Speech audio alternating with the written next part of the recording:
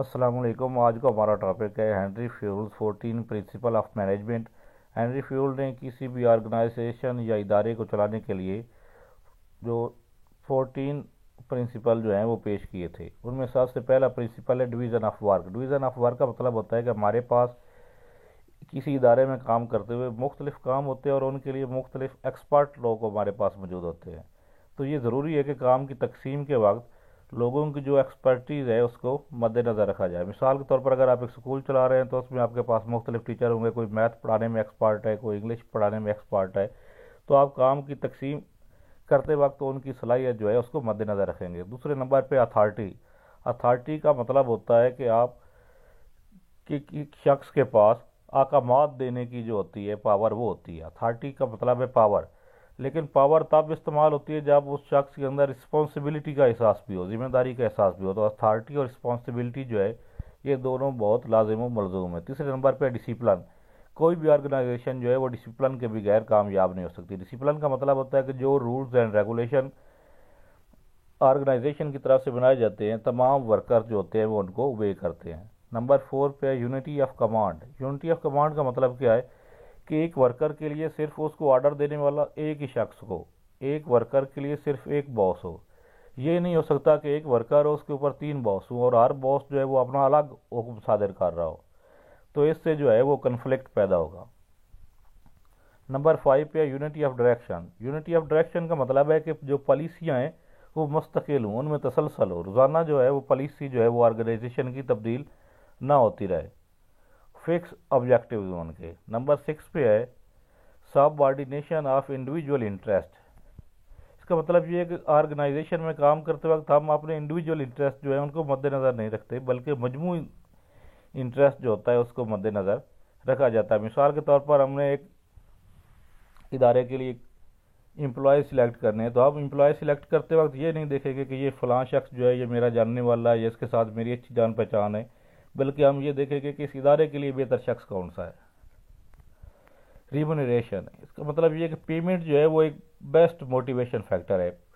اس کا کوئی فکس اصول تو نہیں ہے، لیکن جو پیمنٹ دی جاتی ہے، تنخواہ دی جاتی ہے، تو تنخواہ دیتے وقت اس شخص کی قابلیت، اس کے کام اور اس پوسٹ پہ جو باقی آرگنائزیشن میں جو لوگ کام کر رہے ہوتے ہیں ان کو مد نظر رکھ کر اس کی پے جو ہے وہ فکس کی جاتی ہے۔ نمبر 8 پہ سینٹرلائزیشن اور ڈی سینٹرلائزیشن۔ فیول کے مطابق سینٹرلائزیشن اور ڈی سینٹرلائزیشن جو ہے ان دونوں کو ساتھ لے کے چلنا چاہیے، کہ نہ تو آپ کی آرگنائزیشن ہے وہ بالکل سینٹرلائزڈ ہو کہ تمام جو ہیں فیصلے وہ سینٹر پہ ہو رہے ہوں، نہ ہی اس میں ڈی سینٹرلائزیشن ہو، بلکہ ان دونوں کے درمیان جو توازن ہے اس کو برقرار رکھا جائے۔ Scalar chain, line of authority. اس کا مطلب ہوتا ہے کہ ہمارے پاس ایک چین ہوتی ہے، آرڈر جو ہوتے ہیں وہ ٹاپ مینجمنٹ سے جو لو مینجمنٹ ہوتی ہے اس تک پہنچنے کے لیے ایک مکمل طریقہ کار جو ہوتا ہے اس کو فالو کیا جاتا ہے۔ مثال کے طور پر ہمارے جو آرڈر آتے ہیں، اگر ہم ایجوکیشن ڈپارٹمنٹ کی بات کریں تو اس میں سیکٹری سے سی او کی طرف لیٹر لکھا جاتا ہے، سی او پھر وہ آگے ڈی اوز کو لیٹر جاتے ہیں، ڈی او سے آگے وہ اسکول ہیڈز کو لیٹر جاتے ہیں، تو ایک مکمل چین جو ہوتی ہے اس کو فالو کیا جاتا ہے۔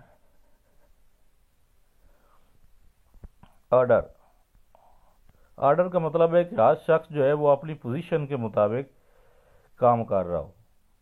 ہیڈ جو ہے مثال کے طور پر اگر ایک مینیجر ہے تو مینیجر کا کام کر رہا ہو، سپروائزر جو ہے تو وہ سپروائزر کا کام کر رہا ہو، اور ایک ورکر جو ہے وہ ورکر کا کام کر رہا ہو، اپنی درست جگہ پہ کام کر رہا ہو، تو اس کو ہم کہیں گے آرڈر۔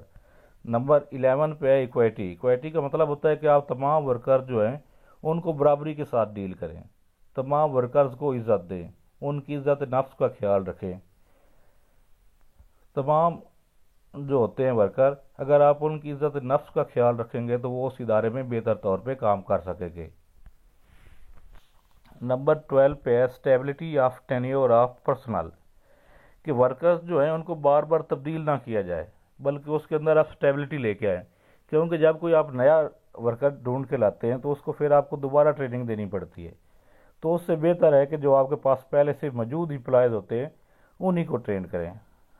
نمبر 13 پہ ہے انیشیٹو۔ انیشیٹو کا مطلب ہے کہ آپ کے جو امپلائز ہیں، جو ورکرز ہیں، ان کے اندر کانفیڈنس پیدا کریں ان کو موٹیویٹ کریں تاکہ وہ آرگنائزیشن کی بہتری کے لیے جو ہے وہ اپنے تجاویز دے سکیں۔ اور نمبر 14 پہ ہے اسپریٹ ڈی کاپس۔ اس کا مطلب ہے، یہ ایک فرینچ زبان کا لفظ ہے جس کا مطلب ہوتا ہے ٹیم اسپرٹ۔ مطلب آرگنائزیشن جو ہے وہ کوئی ایک اکیلا شخص نہیں چلا رہا ہوتا، بلکہ وہ ایک ٹیم ورک کا نتیجہ ہوتی ہے۔ تو جو کامیابی ملتی ہے آرگنائزیشن کو اپنے آبجیکٹیو حاصل کرنے کے لیے، وہ تب بھی ممکن ہے جب وہ تمام امپلائز جو ہیں وہ ایک ٹیم کی شکل میں کام کر رہے ہوں اور ان کے درمیان جو ہے وہ بہتر کوآرڈینیشن ہو۔ تو یہ مینجمنٹ کا ایک اصول ہے کہ آپ جو تمام آپ کے ایلیمنٹس ہیں ان کے درمیان کوآرڈینیشن اور ہم آہنگی پیدا کریں۔